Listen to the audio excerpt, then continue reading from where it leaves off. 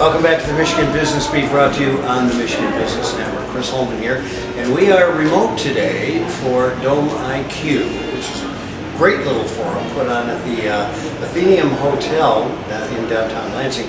And we have with us right now Aric Nesbitt, who is Republican leadership. So we have some kind of like royalty here. We feel really good about it. We're downtown Detroit, not Lansing. But yeah. That's, and I'm glad you pronounced the hotel's name because I couldn't pronounce the hotel's name. Apparently you're a native Detroiter or something. But yes, I'm Aric Nesbitt. I'm the Senate Republican leader in the Michigan State Senate and from Southwest Michigan over in the Lawton Pawpaw area. Yeah, and you know, we were talking a little off line here about Charlie Maxwell, who was a great Detroit Tiger that came from Holman. Yep. Yeah. Charlie Two Paws Maxwell, and he played for the Detroit Tigers, I think, back in the 1960s. He's still around, and he came to opening day last year. I think opening day was April 7th, which is his birthday. 95 years old.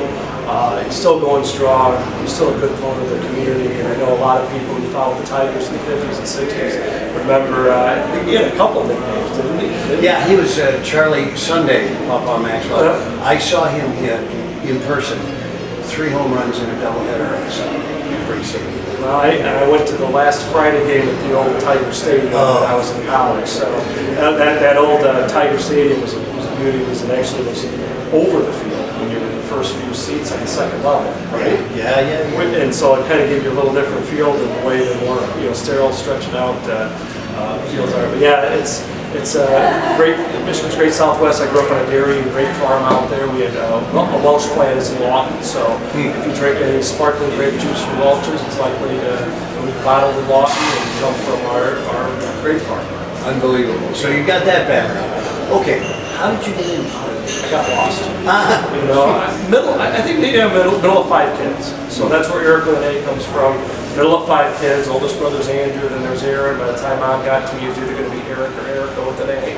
Then I had 2 younger sisters, April and Angel. I'm glad you went with Erica instead of Erica. I'll tell you that much. Yeah. Youngest one got the best deal. She's the angel in the family. She's still doing the dairy farm. But it's something where when you're the middle child, 2 older brothers, 2 younger sisters, you kind of end up being the peacemaker. I think we can use a little bit more of that these days in politics. Is trying to bring some folks together and work with some of the older brothers and younger sisters like I had to when I was. You know, it's interesting. I'm in the middle of 5 also, and I almost felt like I was the tail end of one family and the beginning of another. So did you guys split it out like that? We were about 18 years apart from top to bottom. Okay. So. Yeah, it was about 12 years with us, every 2.5 years. A little closer. Yeah, it was about every 2.5 years that I was there. So what was the first thing you ran for? First thing I ran was in 2010 was for the State House. And so remember Michigan, the bad direction the state was going, that we weren't, we had double-digit unemployment. Michigan families leaving the state every 13 minutes with a $2 billion budget deficit.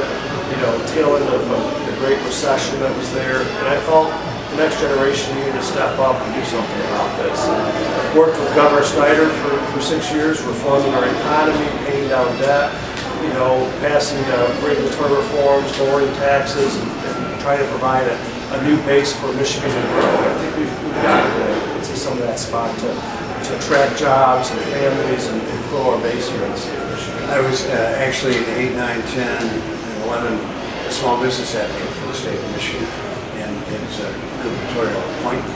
And Rick was a friend, but Jennifer was also a friend. Those were tough times. They were. I'm glad they inspired me. Yeah, and that's what I decided to step up. You can serve 6 years in the State House. I did that, and then Governor Snyder appointed me to be a lottery commissioner. After my 6 years, was probably the best job I'll ever have. Is handing out the big checks. You only see the people that won. Yeah, happy people, and then the education on the other end. Over $1 billion to schools. We're able to push it up to a $3 billion sales organization, $1 billion to schools. Running an organization where you're helping retailers sell and helping them make some money, also local retailers. And so that really provided me a little different insight in terms of the sales organization. And then I ran for the state senate because I didn't think we were done with trying to make Michigan a better place to live, work, and raise a family. Well, you're at that point right now, and you're in a position of leadership to do exactly that.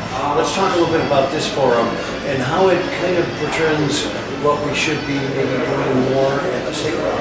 Yeah, I mean, I think the goal of these forums is trying to bring Republicans and Democrats together, do it early when they're just coming in as freshmen.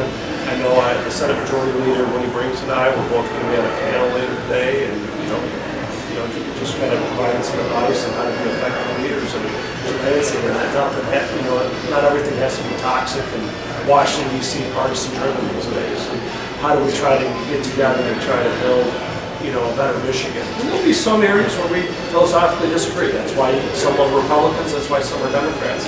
But I think on some of these issues, whether it's tax relief to working families or seniors, ways to help pay down long-term debt and liability so that you can provide other ways to invest in schools or roads. Those aren't partisan issues. They shouldn't be partisan issues. Absolutely right. The other is let's reinstill the art of listening, because whether you agree or disagree, it's really good to hear the other person's perspective. My grandma always told me you have 2 ears and 1 mouth for a reason. You do twice as much listening as you do talking. In politics, that could be a challenge at times, but I do think it's very important that you can learn something from everybody. How do you and what you want to take away from those conversations? Well, my dad always said, when you're talking, you're not learning, and I think there was something there too. Aric Nesbitt, thanks so much for being with us. Republican leadership coming up, and do us proud, you might say. Well, thanks for having me, and God bless you. Good to talk to you. You're watching the Michigan Business Beat on the Michigan Business Network. I'm Chris Holman here for Dome IQ at the Atheneum Hotel in downtown Detroit. We'll be right back.